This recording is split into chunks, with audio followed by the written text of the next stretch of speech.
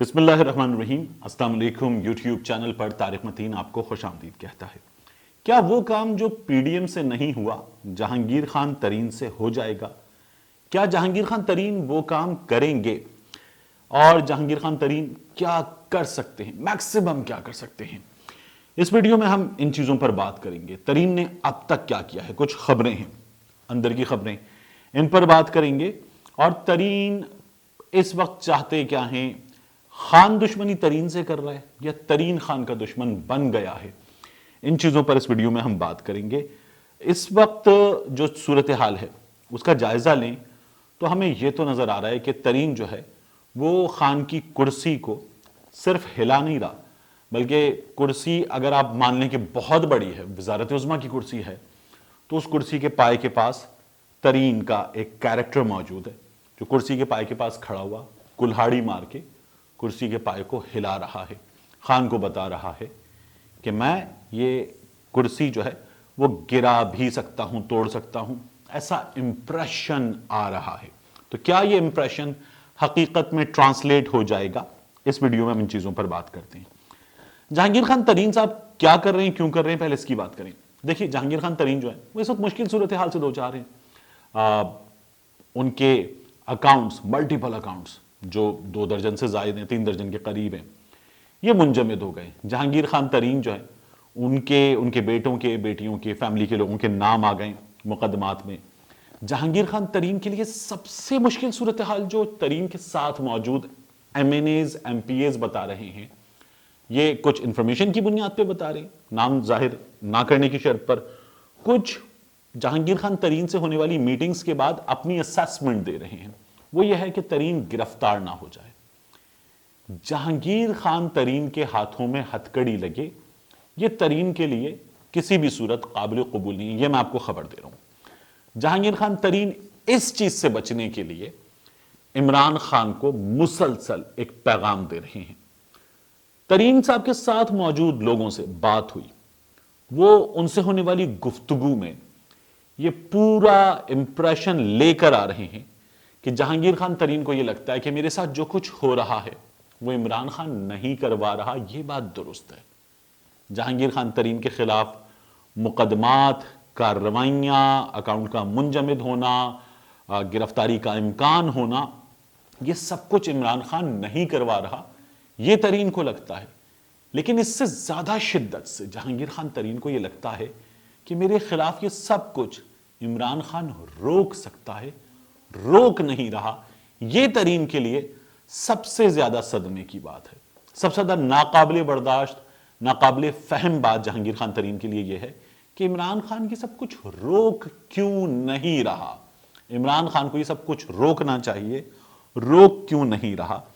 یہ ہے اس وقت صورتحال جو جہانگیر خان ترین کے لیے ناقابل برداشت ہے، کیونکہ ترین کے لیے گرفتاری ناقابل برداشت ہے۔ جہانگیر خان ترین گرفتار ہونا جو ہے وہ برداشت نہیں کر سکتے۔ جہانگیر خان ترین نے کیا کیا ہے؟ پی ڈی ایم نے بڑا زور لگایا تھا، عمران خان کو نہیں گرا سکے۔ ترین نے ایک تو یہ دکھایا ہے کہ میں عمران خان کی حکومت اگر چاہوں تو گرا سکتا ہوں، یہ میسج بھی دے دیا ہے۔ جہانگیر خان ترین نے بینکنگ کوڈ کی پیشی سے پہلے لوگ جمع کیے گھر پر، اس کی ویڈیو جاری کی اور کلیئر میسج دیا، تصاویر جاری کی، کلیئر میسج دیا کہ میرے ساتھ بندے ہیں۔ پھر ان بندوں نے بینکنگ کوڈ میں ترین کے پیچھے کھڑے ہو کر مکمل سپورٹ دکھائی۔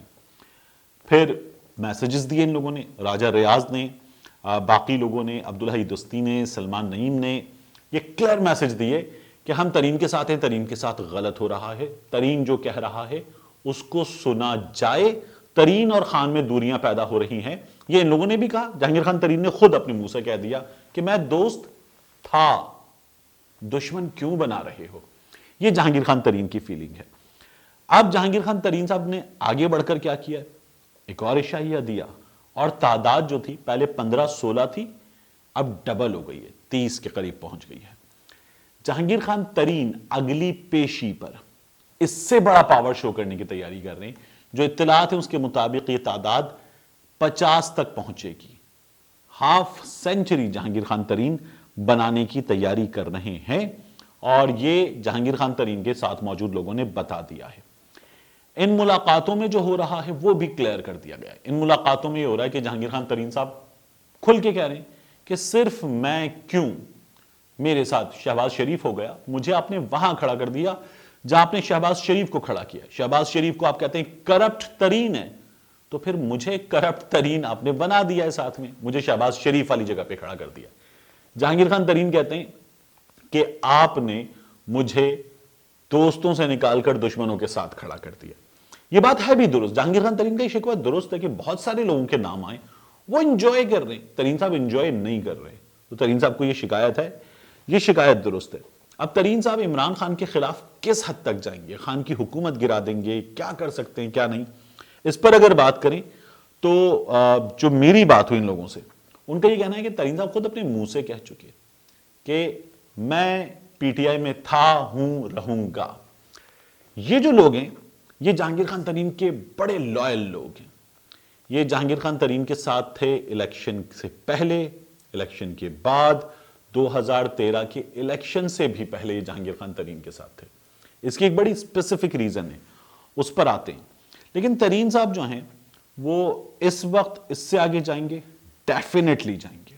بڑا کلیئر میسج دیں گے کہ خان صاحب دیکھ لیں، سوچ لیں، دیکھ رہے ہیں آپ میں کیا کر رہا ہوں اور آپ دیکھ لیں میں کیا کر سکتا ہوں. یہ میسج جہانگیر خان ترین کھل کے دے رہے ہیں اس وقت. جہانگیر خان ترین کا سفر چھوٹا سا ایک جائزہ لے لیں. دیکھیں 2002 میں پہلی بار اسمبلی میں آنے سے پہلے وہ ایڈوائزرز وغیرہ میں آ گئے تھے، تو پالیٹکس میں آ گئے تھے. پولیٹیکل فیملی میں شادی ہوئی ہے، پولیٹیکل آدمی نہیں تھے، پھر پولیٹیکل آدمی بن گئے. تو ترین صاحب 2002 میں جیتے. ترین صاحب قاف لیگ کے ٹکٹ پر جیتے.